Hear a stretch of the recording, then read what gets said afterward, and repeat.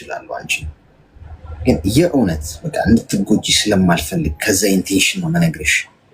አታርጊው። እድሉን ብታገኝ እንኳን ውክልና ሰተሽ ይናርጉልኝ አትበይ። ማንም ታማኝ ሆኖ ልክ እንደ ራስሽ ሆኖ ጉዳይሽ የሚያስፈጽምልሽ ሰው የለም። ቤተሰቦችሽን ታጫቸዋለሽ። በገዛ ገንዘብሽ ይህን አርጉልኝ ብለሽ ሰተሻቸው አንቺን ለመጉዳት እንኳን ባይሆን የሆነ ስህተት ሊሰሩ ይችላሉ።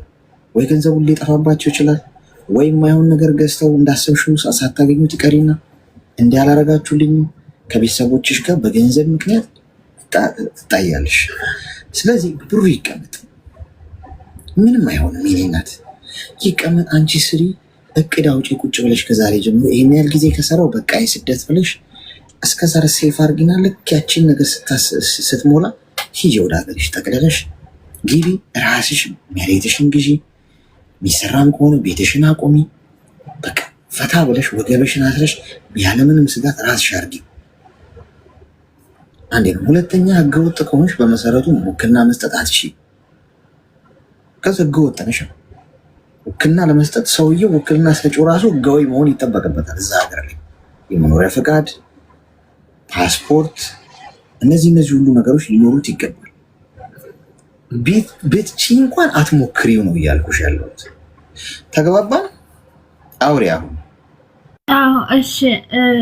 እኔ ረስቼው ነበር። እንደዚህ ነገር ማሰብ አልፈልግም። ኦልሬዲ እኔ ስመጣ ብዙ ነገሮችን ከዛ በፊት ብዙ ነገሮችን አይዲዮ ስላለኝ በራሴ ነበር አካውንት ከፍቼ የመጣሁትና ብዙ ይሉኛል ወንድሞቼ ራሱ አንቺ እኮ ክፉ ነሽ፣ እኛ እንዳንሰራበት እንዳንቀየርበት ይሉኛል።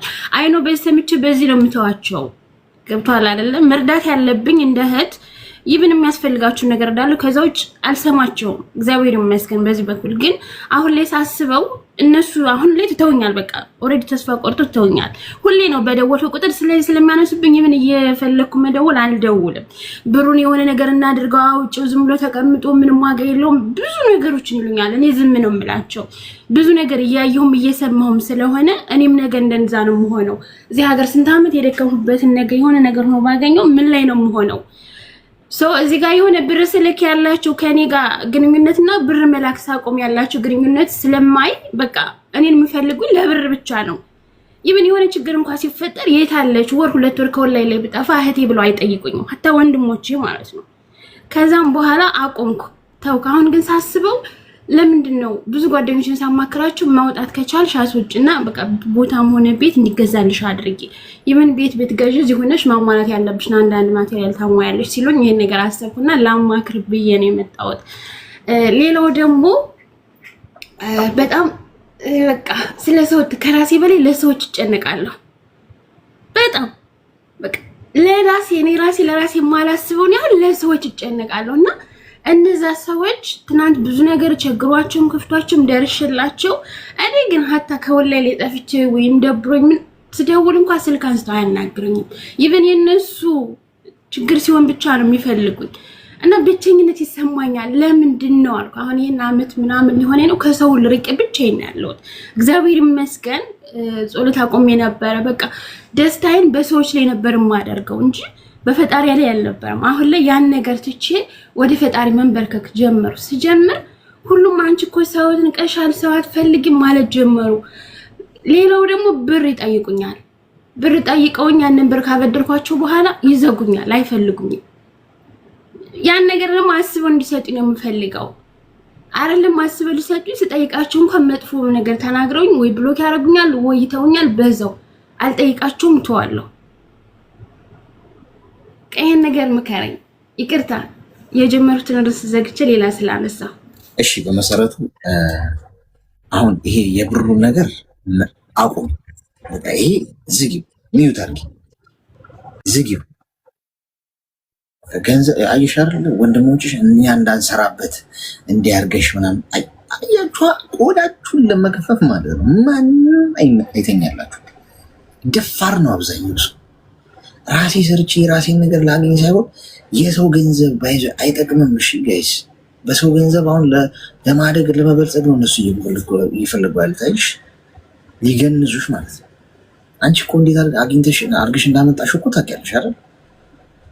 እሺን ፎቶ ተነስተሽ ዘንጠሽ አይደለም።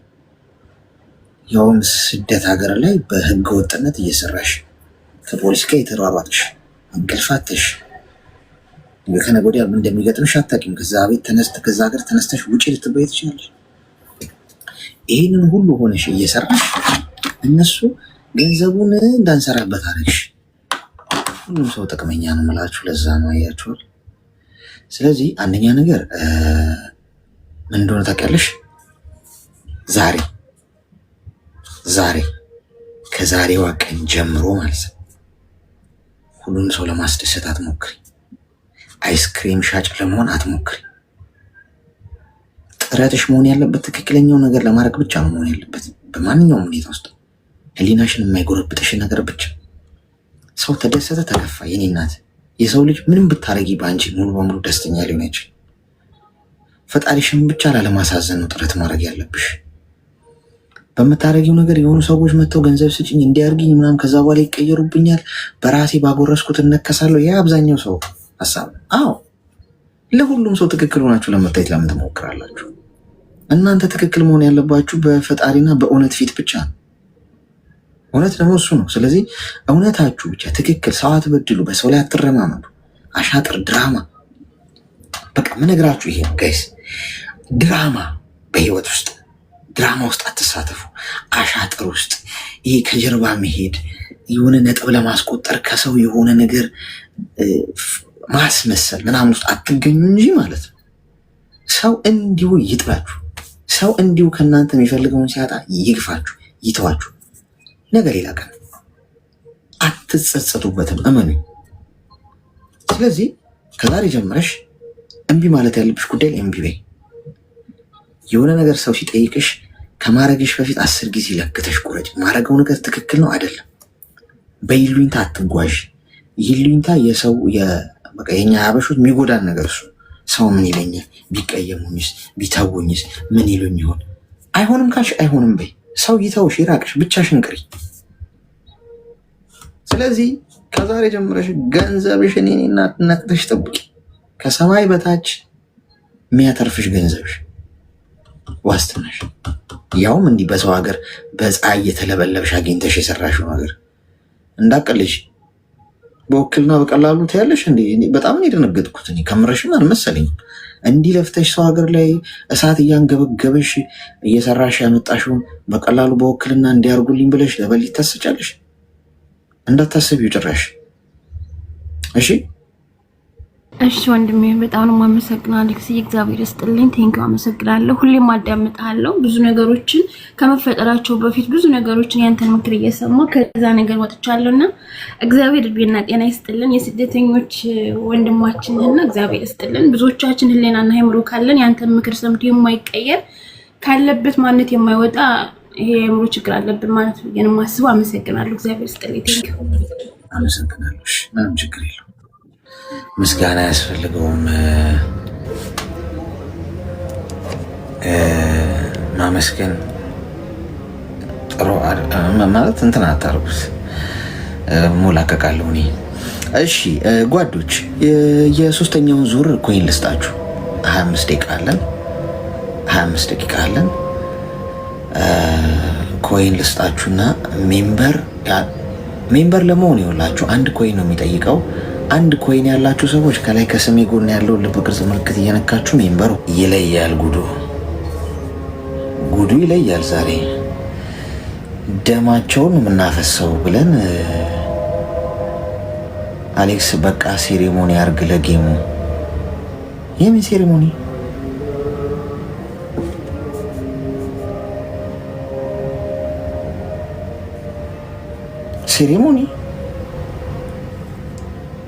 ሴሬሞኒ ስትይ እና አብራሪ ውስጥ